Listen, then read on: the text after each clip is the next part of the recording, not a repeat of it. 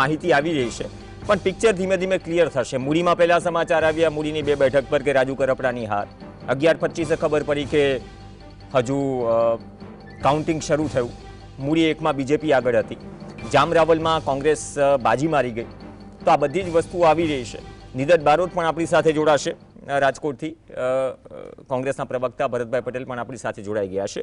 નિદતભાઈ, શું કહે છે આ પરિણામ? મને એવું લાગે છે કે કોંગ્રેસ ભલે અપેક્ષા પ્રમાણે નથી કરી શકી, આમ છતાં ગ્રામ્ય વિસ્તાર કે શહેરી વિસ્તારમાં કોંગ્રેસે ગત વખત કરતા થોડુંક ગ્રાઉન્ડ બનાવ્યું હોય એવું લાગે છે.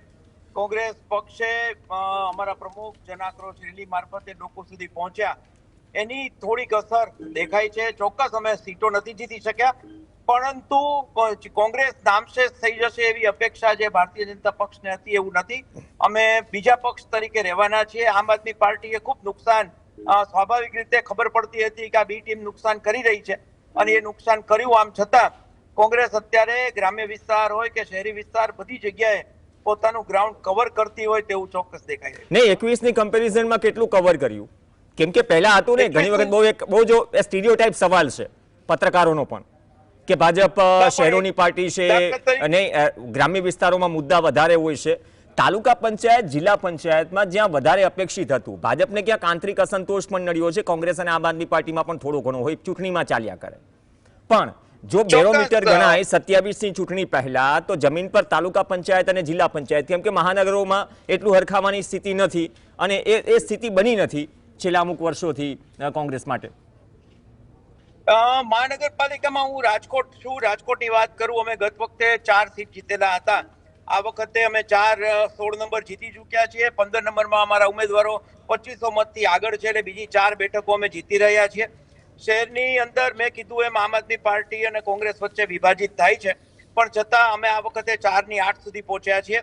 જ્યાં સુધી ગ્રામ્ય વિસ્તારની વાત છે ત્યાં સુધી ચોક્કસ ગત વખત કરતા પરિણામ સારા આવશે અને આ દેખાઈ રહ્યું છે, આવી રહ્યા હોય એવું. મારી પાસે પણ હજી હું પણ આ ટીવીના ફિગર જોઉં છું, પરંતુ જે ફિગર મળે છે એ પ્રમાણે જિલ્લાની અંદર કોંગ્રેસ સારું દેખાવ કરી રહી છે તાલુકા પંચાયતો. ઓકે, ભરતભાઈ પટેલ આપણી સાથે જોડાઈ ગયા છે. ભરત પંચાલ, સોરી, વરિષ્ઠ પત્રકાર, માફ કરશો કેમ કે રિઝલ્ટ આવી રહ્યા છે. ભરતભાઈ, જે નિદતભાઈ વાત કરીએ, મેં એક કોમન દર વખતે એક પત્રકાર સવાલ પૂછે એ પ્રકાર કે શહેરોની પાર્ટી, ગ્રામ્યની પાર્ટી, પણ જે આ વખતે પ્રજાનું રિએક્શન હતું અથવા જે બીજેપીમાં આંતરિક કકડાટ હતો, કોંગ્રેસમાં પણ ટિકિટની મારામારી હતી, કેમ કે 11 જગ્યાએ અમુક ફાઇનલ વસ્તુઓ કરવી પડી. મહાનગરપાલિકા જે નવી બની છે ત્યાં તો કોઈ સ્કોપ બચ્યો નથી, બીજેપીએ રોલર ફેરવી નાખ્યું. પણ કોંગ્રેસ જે જમીન બચાવવાની કે કવર કરવાની નિદતભાઈ વાત કરે છે, તાલુકા પંચાયત, જિલ્લા પંચાયત, અથવા તો વર્ષોથી એ રહેવો હતો કે ટિપિકલ વોટ શેર જે છે વિપક્ષ તરીકે કોંગ્રેસનો એ રહેવો છે. એનાથી કોંગ્રેસ કે વિપક્ષ બહાર આવ્યું છે કે આ જે બી ટીમ વાળું છે, અત્યાર સુધીના જે આપને આંકડાઓ દેખાઈ રહ્યા છે, એને આપ કઈ રીતે જોઈ રહ્યા છો? જો આમ તો અત્યાર સુધીના જે પરિણામ આવ્યા છે એની અંદર આપણે જોઈએ તો ભાજપનો ભગવો લહેરાયો છે મોટા ભાગે જગ્યાએ. ક્યાંક કોંગ્રેસના ઉમેદવારોની પેનલ બની હશે અથવા કોંગ્રેસના બે ઉમેદવાર જીત્યા હશે તાલુકા પંચાયત ને જિલ્લા પંચાયતમાં, પણ નગરપાલિકામાં અને મહાનગરપાલિકામાં તો કોંગ્રેસનો ક્લીન સ્વીપ છે. કોંગ્રેસની ક્યાં હાર થાય છે એના સંદર્ભમાં આપણે ચર્ચા કરવી જોઈએ ખરેખર તો, કે કોંગ્રેસની હાર ક્યાં થાય છે તો એક લીડરલેસ પાર્ટી થઈ ગઈ છે. મોટા ભાગના જેટલા લીડરો હતા જેની પાસે મોટી વોટ બેંક હતી એ બધા ભાજપમાં જોડાઈ ગયા છે. મેં હમણાં એક રિસર્ચ જોતો હતો તો 83 કોંગ્રેસના મોટા લીડર, જેમ કે અર્જુન મોઢવાડિયાથી માંડીને શરૂઆત કરીએ ત્યારથી માંડીને બધી જ મોટી વોટ બેંક હતી એ બધી ભાજપમાં જોડાઈ ગઈ છે. એટલે હાર્દિક પટેલ હોય એની આગળના ઘણા બધા નામ છે, 83 નામ છે કે જે કોંગ્રેસમાંથી ભાજપમાં જોડાઈ ગયા છે. એટલે એ આખું જેને કહેવાય કે એ થાય લીડરલેસ. એટલા માટે કહી રહ્યો છું કે લીડર નથી, કાર્યકરો છે, કાર્યકરોએ ખૂબ મહેનત કરી છે પણ એ મતદારો સુધી પ્રભાવ નથી પાડી શક્યા. બીજા મુદ્દાઓ એ લોકો લઈ આવ્યા હતા, ઘણા બધા નવા વિકાસની વાત એમણે કરી હતી, એમના ચૂંટણી ઢંઢેરામાં પણ ઘણું બધું હતું, પણ એ મતદારો સુધી એ મુદ્દો પહોંચ્યો નથી.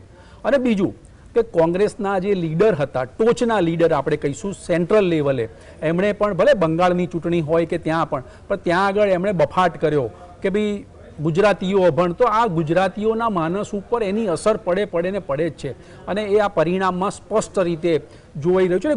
ગુજરાત કોંગ્રેસ હોય કે સેન્ટ્રલ લેવલે કોંગ્રેસ હોય, એમાં પરિવર્તનની ખૂબ જરૂર છે. યુવાઓને લાવવાની જરૂર છે, ઘણા બધા મુદ્દા આધારિત એમણે કામ કરવાની જરૂર છે, મતદારો સુધી જવાની જરૂર છે.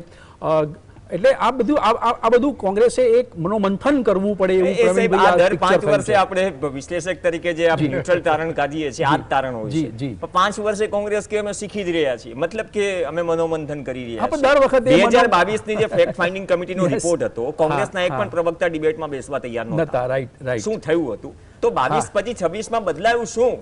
કશું નહીં, પ્રજાએ એમાં પણ રિસર્ચ કરે, એ લોકો કરે છે, બધો સર્વે કરે છે, હારનું મનોમંથન કરે છે દર વખતે, પણ એમાંથી પછી આગળ કંઈ વધાતું નથી. તમારો પાર્ટીનો લીડર તમારો છોડીને, કોંગ્રેસ છોડીને શા માટે જાય છે, એના ઉપર પણ એક રિસર્ચ કે સર્વે કરવો જોઈએ. તો પાર્ટીમાં એવો કયા મુદ્દાઓ છે કે જે લોકો છોડીને જઈ રહ્યા છે? તમારે લાવવાના હોય, તમારે નવા કાર્યકરોને જોડવાના હોય, તમારે નવા નેતાઓ ઊભા કરવાના હોય, સોશિયલ મીડિયાનો જમાનો છે, તમારે સોશિયલ મીડિયા પર એક્ટિવ થવું જોઈએ, મતદારો સુધી જવું જોઈએ, ફિલ્ડ વર્ક કરવાની જરૂર છે. આ બધું તમારે કરવાની જરૂરિયાત છે, પણ એ પછી રિસર્ચ કે જે સર્વે થયો હોય એ પછી ટેબલ ઉપર જ રહેતો હોય છે, એનો કોઈ અમલ